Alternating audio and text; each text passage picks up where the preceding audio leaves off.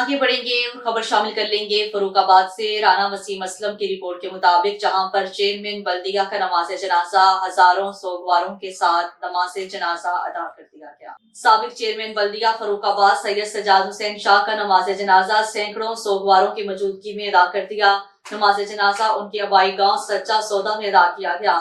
सैयद मुश्ताक हुसैन शाह बुखारी सदर labour wing Punjab Pakistan मुस्लिम league नून के बड़े साहबजादे सैयद सजाद हुसैन शाह साबिक चेयरमैन बल्दिया फरुखाबाद जो कि मुख्तसर अलालत के बाद इंतकाल कर गए थे, उनकी नमाज जनाजा आज सैकड़ों सोगवारों की मौजूदगी में उनके आबाई गाँव सच्चा सौदा में अदा कर दी गई।